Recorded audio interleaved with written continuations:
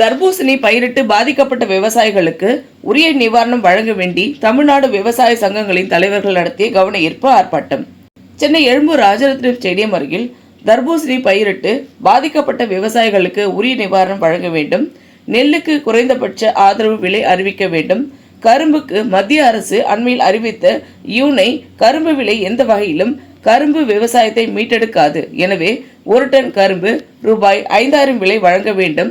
மரபணு மாற்றம் செய்யப்பட்ட எந்த விதைகளையும் விதை நெல்லையும் இந்தியாவில் அனுமதிக்க கூடாது போன்ற கோரிக்கைகளை வலியுறுத்தி செங்கல்பட்டு மாவட்ட விவசாயிகள் நல சங்கத்தின் தலைவர் விவசாயி எம் வெங்கடேசன் அவர்களின் முன்னிலையில் கவன ஈர்ப்பு ஆர்ப்பாட்டம் நடைபெற்ற இந்த ஆர்ப்பாட்டத்தில் தமிழகம் முழுவதும் உள்ள பல்வேறு விவசாய சங்கங்கள் மற்றும் தலைவர்கள், விவசாயிகள் என 500க்கும் மேற்பட்டோர் கலந்து கொண்டனர்.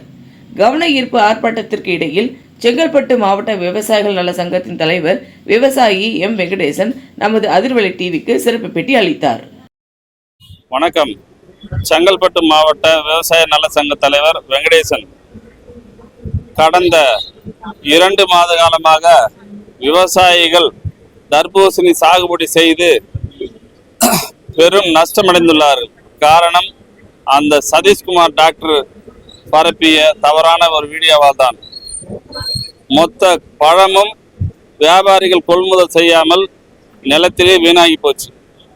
ஒரு விவசாயி இந்த வருஷம் ஏற்பட்ட நஷ்டம் 4-5 வருஷமானாலும் அவன் மீண்டு வர முடியாது. அவனுடைய வளர்ச்சி பின்னோக்கி போயிடுது. அவனுடைய பொருளாதார அடிப்படையில் எந்த ஒரு வீட்டில் ஒரு சுபகாரியமோ மற்ற வீடு கட்டுற வேலையோ எந்த வேலையும் செய்ய முடியாது. கடனுக்கு வட்டி கட்ட முடியாது. அடுத்த சாகுபடி செய்ய பணம் இல்லை. தமிழக அரசுக்கிட்ட நாங்கள் பல முறை கோரிக்கை வச்சோம். எங்களுக்கு சாகுபடி செய்த விவசாயிகளுக்கு 50,000 இழப்பீடு பெற்று தரணும்னு சொல்லி இதுவரையும் அவங்க நடவடிக்கை எடுக்கலை. அதனால் செங்கல்பட்டு மாவட்ட விவசாயிகளுக்காக தமிழக ஒட்டுமொத்த விவசாய சங்கங்கள் தலைவர் ஒன்றிணைந்து இன்று சென்னையில் ஒரு மாபெரும் கண்டன ஆர்ப்பாட்டம் நடந்து கொண்டு இருக்கிறது. இதுக்கு தமிழக அரசாங்கம் செவிசாய்த்து நிவாரணம் வழங்காவிட்டால், அறிவிக்காமல் விட்டால் விவசாயிகள் மீண்டும் வலுவான போராட்டத்தை கையெடுப்பார்கள். மீண்டும் இப்போது ஆளுகின்ற திமுக அரசுக்கு நிவாரணம் வழங்கவில்லை என்றால் விவசாயிகள் வெறுப்பு ஆகி மாற்று ஏற்பாடு செய்வார்கள் என்பதை இதன் மூலம் தெரிவித்துக் கொள்கிறேன்.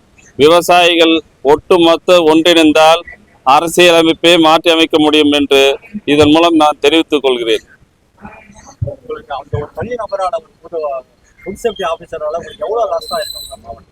எங்க மாவட்டத்தில் ஒவ்வொரு விவசாயிகளும் ஒரு ஏக்கருக்கு 65,000 to 80,000 வரை சாகுபடி செலவு ஆகுது. ஒவ்வொரு விவசாயிகளுக்கும் 10 ஏக்கரா 20 ஏக்கரா, ஒவ்வொரு விவசாயி 70 ஏக்கரா கூட சாகுபடி குத்தூர் நிலங்கள் எடுத்து விவசாயம் பண்றாங்க. குத்தூர் நிலம் சாகுபடி பண்ற விவசாயிகளுக்கு 90,000 வரையும் நஷ்டம் ஏற்பட்டுருக்குது. ஒரு ஏக்கருக்கு சொந்த நிலம் வச்சுக்கிறவங்களுக்கு 65,000 செலவாயிருக்கு. இந்த மாதிரி ஒரு குடும்பத்திலையும் இப்படிப்பட்ட ஒரு நஷ்டம் ஏற்பட்டா, அதாவது ஒரு பூச்செடிக்கல, மழை பெஞ்சு அழியல, தண்ணி இல்லாம வாடி போல, ஒருத்தன் செஞ்ச சதியால இன்னைக்கு ஒட்டுமொத்த விவசாய குடும்பம் நீ பாதிச்சிருக்கு. அதனால சதீஷ்குமாரை நீங்க காப்பாத்துவீங்களோ, தண்டனை கொடுப்பீங்களோ, அவரை என்ன பனிஷ்மெண்ட் கொடுப்பீங்களோ, அதனால எங்களுக்கு எந்த பிரயோஜனமும் கிடையாது. ஆனா இத மாதிரி எந்த ஒரு விவசாயியும் இந்த மாதிரி ஒரு தவறான வீடியோ பத்தி எதுவும் ஒரு உணவு சேஃப்டி ஆசிரியர் போடும்போது இதனால பாதிப்பு என்ன என்று ஆராய்ந்து பதிவு போடணும். உடனடியா எங்க விவசாயிகளுக்கு நிவாரணம் அளிக்கணும். இல்லைன்னா விவசாயிகள் ஒன்று கூட மிகப்பெரிய போராட்டத்தை ஏற்படுத்துவாங்க. இப்போ ஒட்டுமொத்த தமிழகத்துல இருக்க அனைத்து சங்கங்களும் ஒருங்கிணைஞ்சிருக்கு. இதுவே மாபெரும் வெற்றி விவசாயிகளுக்கு. ஆனா நிவாரணம் அறிவிக்கலைன்னா அரசுக்கு தான் பாதிப்பு. இது நன்றி. அரசு அதிகாரிகள் பாத்தீங்க, அமைச்சரை பாத்தீங்களா? அமைச்சரையும் நம்ம ஒரு அக்ரி பிரின்சிபல் செக்ரட்டரியும் பார்த்ததுக்கு சட்டத்துல வறட்சியால் ஏற்பட்டாலோ இல்ல மழையால பாதிக்கப்பட்டாலோ 2 விதத்துல தான் நிவாரணம் வழங்க முடியும்னு சொல்லியிருக்காங்க.